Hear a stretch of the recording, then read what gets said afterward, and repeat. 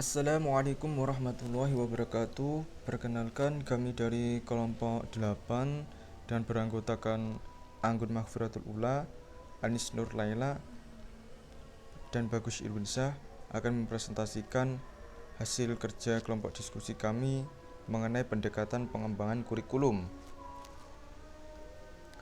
Pendekatan pengembangan kurikulum ada beberapa poin. Yang pertama, pendekatan bidang studi subjek bidang ilmu. Yang kedua, pendekatan berorientasi pada tujuan.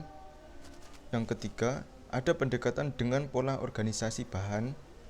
Yang keempat, pendekatan rekonstruksionalisme. Yang kelima, pendekatan humanistis. Dan yang terakhir, ada pendekatan akuntabilitas. Pengertian pendekatan pengembangan kurikulum. Pendekatan diartikan sebagai titik tolak atau sudut pandang seseorang terhadap suatu proses tertentu. Pendekatan pengembangan kurikulum menunjuk pada titik tolak atau sudut pandang secara umum tentang proses pengembangan kurikulum. Yang selanjutnya ada poin pendekatan bidang studi subjek atau bidang ilmu. Pendekatan ini menggunakan bidang studi atau mata pelajaran sebagai dasar organisasi kurikulum. Yang diutamakan dalam pendekatan ini adalah penguasaan bahan dan proses dalam disiplin ilmu tertentu. Dari pendekatan bidang studi ini diharapkan agar peserta didik dapat menguasai semua pengetahuan yang ada di kurikulum tersebut. Yang selanjutnya ada pendekatan berorientasi pada tujuan. Pendekatan ini menempatkan rumus atau penetapan tujuan yang hendak dicapai dalam posisi sentral, sebab tujuan adalah memberi arah dalam pelaksanaan proses belajar mengajar. Penyusunan pendekatan berdasarkan tujuan bahwa tujuan pendidikan dicantumkan terlebih dahulu. Dari tujuan-tujuan ini menjadi tujuan yang terperinci, yang akhirnya ke tujuan yang bersifat operasional. Poin yang selanjutnya ada pendekatan dengan pola orientasi bahan. Pendekatan berorientasi pada bahan dapat dilihat dari pola pendekatan. Yang pertama ada subjek mater kurikulum, yang kedua ada correlate kurikulum, dan yang ketiga ada integrate kurikulum.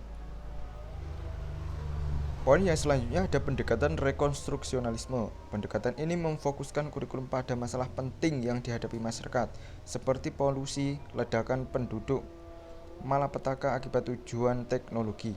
Dalam gerakan ini terdapat dua kelompok yang sangat berbeda pandangan terhadap kurikulum, yaitu yang pertama rekonstruksionalisme konservatif, dan yang kedua ada rekonstruksionalisme radikal. Pada poin yang selanjutnya ada pendekatan humanistik. Pendekatan humanistik berpusat pada siswa dan mengutamakan perkembangan efektif siswa sebagai prasyarat dan sebagai bahan integral dari proses belajar.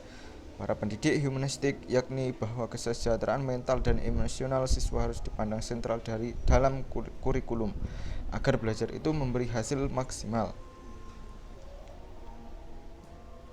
Dan poin selanjutnya ada pendekatan akuntabilitas atau accountability. Menurut linguistik, accountability berarti keadaan untuk dipertanggungjawabkan. Keadaan dapat dimintai pertanggungjawaban, sedangkan menurut terminologi ialah pertanggungjawaban lembaga pendidikan atas pelaksanaannya dalam masyarakat. Pengaruhnya amat terasa dalam dunia pendidikan. Misalnya ujian akademis atau tes masuk yang ketat agar bisa memasuki sekolah maupun perguruan tinggi. Nah, dari penyampaian materi di atas, mungkin itu saja yang bisa saya sampaikan. Apa ada kurang lebihnya, kami mohon maaf yang sebesar-besarnya. Akhirul kalam, wassalamualaikum warahmatullahi wabarakatuh.